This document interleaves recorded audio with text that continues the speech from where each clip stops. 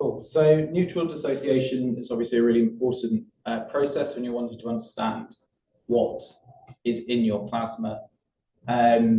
You'll have some kind of feedstock, and that'll get broken down as your plasma's being made, and then you can use that to deposit or to etch your silicon wafers. So for something simple like methane, you can probably quite easily guess what that could break up into. We're assuming that we're not going to have any recombination. And currently we can work out sort of a rough idea of the different pathways and the branching ratio that you get from this. We can calculate the electronic excitation cross-section, which is on the right. We can calculate the potential as a function of the bond length. And this is just for a single hydrogen coming off. And then we can analyze those potentials and get your neutral dissociation cross-section. But if we have a molecule like TOS, which is of interest to lots of people who are trying to make silicon chips, working out how that will break up is obviously a much more complicated process. There are lots of bonds to break, and it can fragment not just in a single place, but in multiple places. So the group in Leeds that I used to be part of wanted to see if we could do some kind of molecular dynamic simulation to simulate this. So yeah, they wanted to use molecular dynamics to better understand this dissociation process, to identify the important bonds that are breaking, and to possibly predict intermediate and final products. So the method they decided to use is based upon the Ames method, which is something that they have applied to photochemistry and singlet state excitations. And the diagram here is showing the way that charge moves across this molecule with time, but they hadn't applied it to triplet state previously. So to look at the method, we'll start with a single potential energy surface. We can say, for the sake of argument, this is a ground state. We can label that as such. And then we can take a second potential energy surface. Let's call that an excited state. And we can also label that. And then we can construct our time-dependent wave function. And then we take a Gaussian wave packet, or a few Gaussian wave packets, and we propagate them along using Ehrenfest trajectories, labeled that.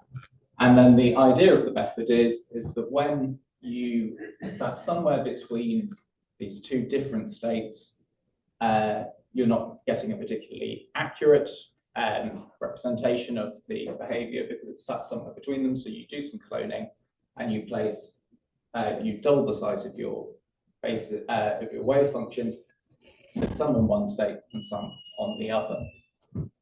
So the group in so the methods of general overview when we're applying this to triplet states is that we will generate some cross sections to find what potential energy surfaces we need using QEC, and then we use this Ames method to do our molecular dynamics simulation with those potential energy surfaces being calculated using time-dependent density functional theory.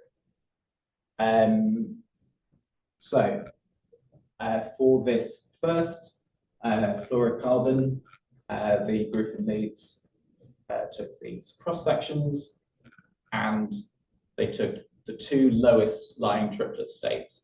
So if you think back to the earlier slides, the two potential energy surfaces, rather than being a ground and an excited state, these are the two lowest lying triplet states. And they found, and this was kind of the first exciting result that they got, they found that the second highest, or the second lowest even, triplet state relaxed extremely quickly down to the lowest triplet state, which means that we only had to consider a single triplet state. So we're starting our simulation at the point of excitation. We've reached that triplet state, and then we can simulate through. And this massively reduces your computational cost, because you're not having to worry about moving between two different states. It means we didn't have to use spin-flipped DFT. We could just use standard time-dependent DFT, which is good. So they then produced these plots, which give an idea of the different proportions of bonds breaking. So these percentages are a measure of the number of bonds of that type that were broken on average across all the different simulations. So out of 400 simulations, if 50% of a carbon bond, say, is broken, that means that 200 bond breaking events were seen. Yes, because there is one carbon-carbon bond. No, there are 3. Yeah. So they then put together this set of fragmentation rules. So from the results that I'm going to move on to in a second, they found various things they could identify within a molecule to say where a bond was more likely to break and what effect that would have on the speed of breaking. So we found that oxygen was really important, that hydrogens came off very quickly, and that carbon-carbon double bonds had the most important effect, and that these effects were kind of cumulative. So we're going to compare 4 kind of relatively similar molecules, 2 of which are isomers, so we can sort of better identify how different structures are affecting bond breaking. But we can see that they're kind of getting relatively similar numbers of bond breaking events. So the slight differences in total number of bonds and we can plot on these different structures. So we'll start with PPVE. So 70% of these carbon-carbon bonds break, and we'll just look at remembering that the closer you are to the carbon-carbon double bond, the more likely you are to see breaking. So there are 5 different fluorine environments labeled as such, and as you get closer to the carbon double bond, you get more breaking, and then finally this fluorine comes off with the highest amount because of its proximity to the oxygen and the double bond. We'll now look at these 2 isomers. So the N isomer here has 3 different fluorine environments, and it has 4 different carbon environments, whereas the I isomer only has 2 and 3 different carbon environments.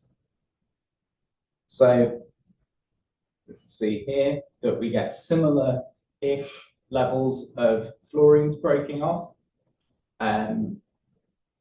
And there's approximately sort of similar behavior across both of those molecules, but there are subtle differences. So the fluorine that's closest to the oxygen, labeled 2, comes off much more frequency than the other fluorines, and you see the same in the N isomer, but to a lesser degree. And that's just a summary of percentages there. So they then compared these results to some mass spec data, and importantly, they showed that there was similar points of breaking with this experimental data to their theoretical breaking points. It's a summary of those two isomers. Still, these fluorines here. Let's get past them. We've talked about them. And finally, we'll come to this alcohol.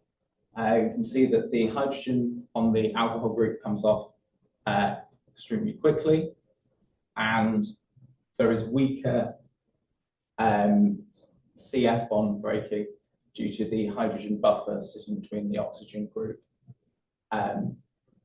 It's harder to remove them because the effect lasts a lot. So they proposed this idea of an electrophore.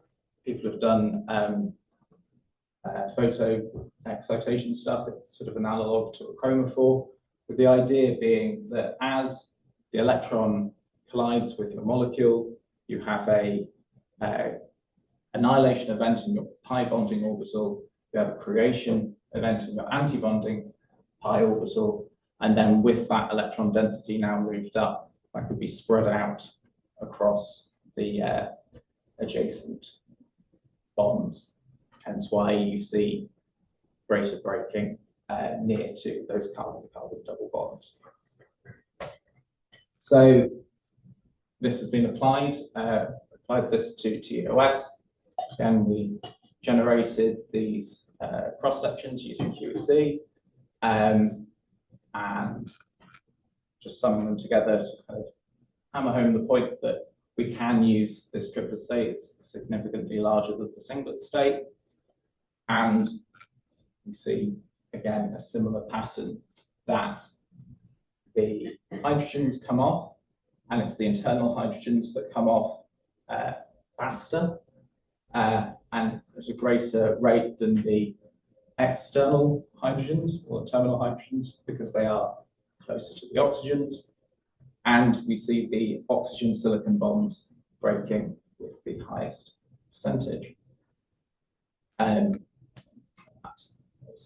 showing there two different hydrogen environments. So with this, we can take the final configurations and work out what the fragments you might get are. So just to look at these are kind of the most common fragments, and we saw out of these 400 simulations we ran for TOS, saw 144 counts of the ethene group with an oxygen, and so on.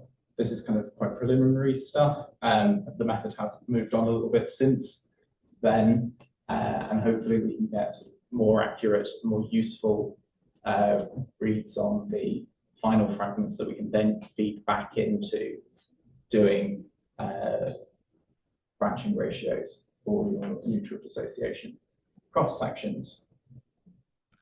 But significantly, the fragments that we get did match up nicely with some work that was done by TEL a couple of years ago, so doing theoretical DFT calculations. So there is some hope that this can be useful in the future. So to conclude, they've been able to simulate triplet dissociation, which hasn't been able, people haven't shown in the literature before. We can find the most common dissociation pathways, and we're beginning to develop these rules for fragmentation. And this new electrophore model begins to explain why we see these effects. And this work is going to be published very shortly. So where we want to take this, currently you've got to do a lot of DFT calculations, one at each time step. You've got 400 repetitions, and a couple of 1,000 time steps per repeats. So we're hoping, as lots of people are, that we can use machine learning to improve the number of calls that we have to do to our DFT program. And in the long term, we're hoping that we can use this to kind of backpropagate molecules, that you can pick a fragment and then we can work out what reasonable feedstock would be from that. So Dmitry Shalashilin, Dmitry Markov have developed the AIM-C method in Leeds, and Ryan Brook has done most of the research on this. So much to that.